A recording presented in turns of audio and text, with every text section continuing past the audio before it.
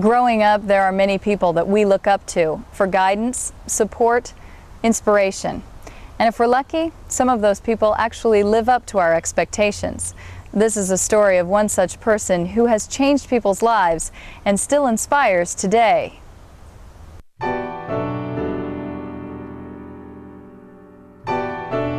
This is the story of Momi Kaufman. He was my father's best friend. He was a war hero, businessman, and an artist. But most important, he had a generosity of spirit and heart that made him one of the best people I have ever known. He was a second father to me. This is his legacy, the fingerprint of a life well lived. There was no one like him. I knew him all my life, and I called him Momi. He doesn't like to brag much, but during World War II, he was a fighter pilot who was always ready for a dangerous mission over enemy territory. That was a war that we were fighting for something. We were fighting Hitler. We were fighting the bad people. In Vietnam, we weren't fighting anyone. In Korea, it was the same thing. That war was different. That was the war to save the world. That's what we were doing. On July 30th, 1944, German tanks continued to attack the small towns along the coast of France. The Allies had to counter this attack. We were going after trains, trucks, anything we could see moving.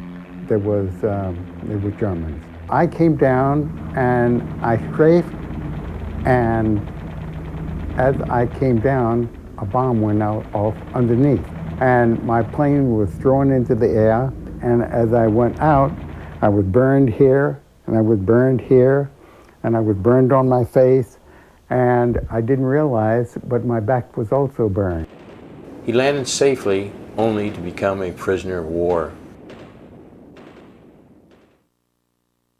That's my wingman who was shot down the same time I was shot down. Woody Klenner.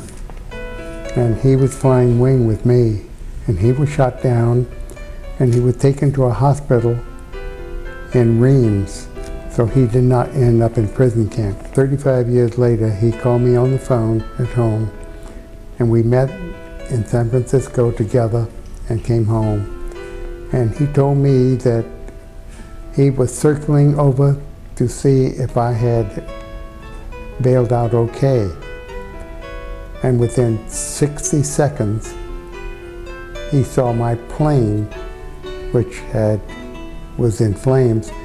He saw it disintegrate in the air. It was gone 60 seconds after I left the plane. And he saw that. He told me that 35 years later. When he was a prisoner of war, and they took all the Jewish prisoners and put them all together because apparently Hitler gave orders to kill them all. And as I remember it, that the head person of all the camps and so forth didn't carry it out. But that was what Hitler wanted. And he was asked again in this interview, which I saw, "Weren't you afraid?" And he goes, "Afraid of what?" He said, "I never was afraid of dying. It just doesn't cross my mind." It didn't cross his mind. He says, "I had other things to think about." And the other things to think about was like maybe survival or what he's going to eat or writing his wife a letter. I mean, it was amazing. It really is. And I would think that you'd have a fear of dying, but this man does not have a fear of dying in that sense. I don't think it affected me at all. No. It didn't affect me. To me, that was the most exciting time of my life also. I haven't run into, well, I shouldn't say that, a couple of them, but many POWs that I've talked to, they said, "I'd never do it again, but the experience that I had in my life, it was wonderful." Not to enjoy it, but to have done something, to stand up there and know that you could take it and everything. You see what I mean? And I just haven't run into many POWs that don't say, that was an experience. Well, lots of things that we do we don't like, but we say afterwards, I'm glad I've got it behind me. And this is what it was like. It's that attitude, not the fact that he was a fighter pilot, that makes him a hero in my eyes. In 1952, Momi opened Kaufman's department store in downtown San Anselmo. Through the years, the store would change, but Momi's positive attitude never did. When I was about 19, I worked for a contractor doing labor. And I happened to be working on his store, Kaufman's department store, that he was building in San Anselmo. And I was laying on my back with a pick and shovel, digging straight up. And he, being the nice guy he is, he came down to talk to all the people. You know, if you were a laborer, you know, oh, he's just a laborer. He wouldn't be like that. He'd come down, he'd talk to anybody, you know, and just, he'd be concerned, you know, how's it going? And so forth. So he came down and he looked in this hole. I remember I was laying on my back with this pick, and he kind of looked in this hole and he goes, "Hi, Kramer, how you doing?" And I looked at him and go, "Oh, I don't know if I like this," you know. And he smiled and he goes, "Well, you know, you don't have to do this. You can go to college or whatever you wanted to do. But you know, do whatever you want to do as long as you're happy." I remember family ski trips with Momi. And even though he wasn't a ski racer, he sure taught me something about racing and about life. This was my goal, to get a gold at Sun Valley. And I practiced maybe 3 years, and I was ready. And something happened, I don't know what it was, but they called it off, something along those lines, and I was just crushed. I mean, I was just like, phew, my world was crushed, you know, what am I going to do?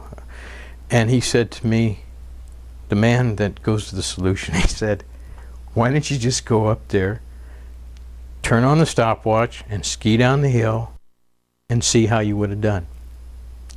I never would have thought of that. So that's what I did. And I got it.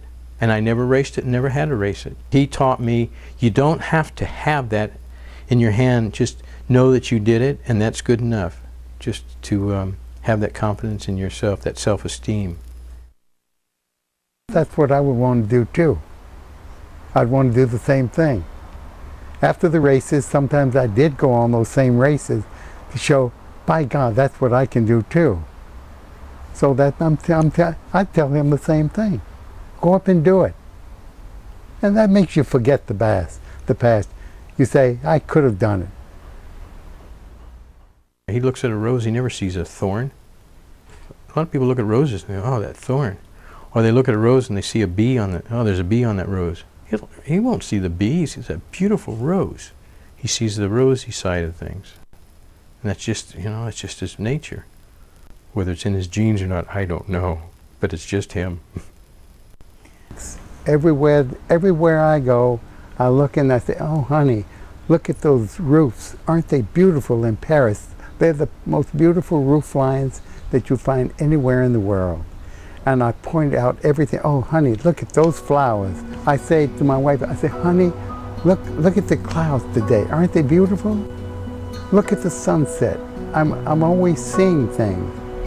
And she said to me one day, she said, you know, you should paint. I said, honey, I can't paint.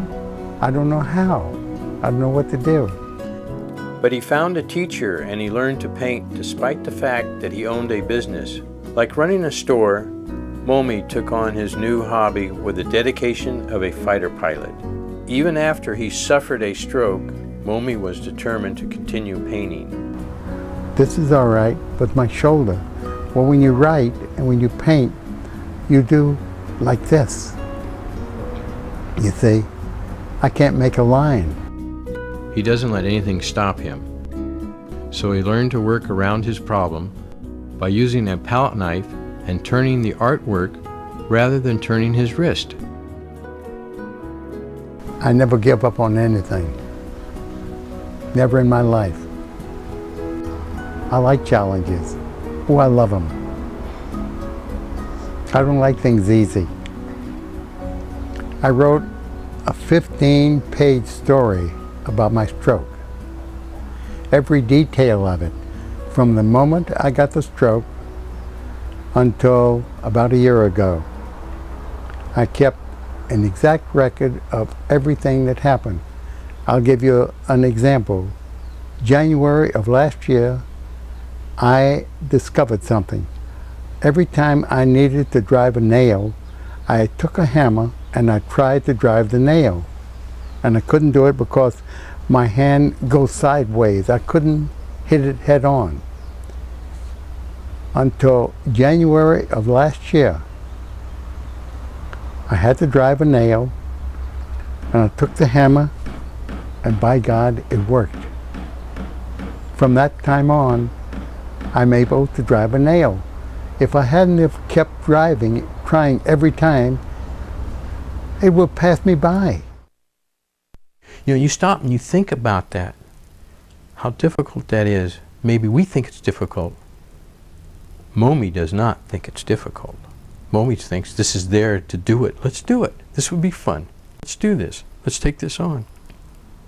Anybody else would give up on life. Happy birthday to you. Happy birthday to you. Happy birthday to me. Thank you. Thank you. Thank you. On Momi's 88th birthday, he flew a World War II trainer biplane as family and friends cheered him on. I'm ready to go. Okay. I'm ready to go. Come on. Come on, let's go. Come on, everybody. Okay. You want me in the middle? Okay.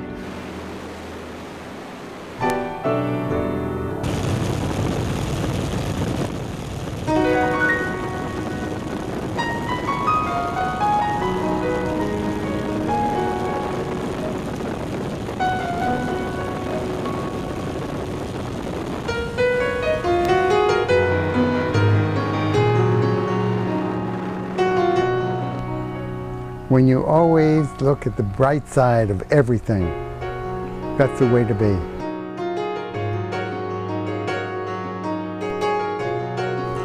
Mozart Kaufman's own memories as a fighter pilot in World War II and a prisoner of war are captured here in his book. He doesn't talk about it very much, and he doesn't advertise, but he says it's here for people who care.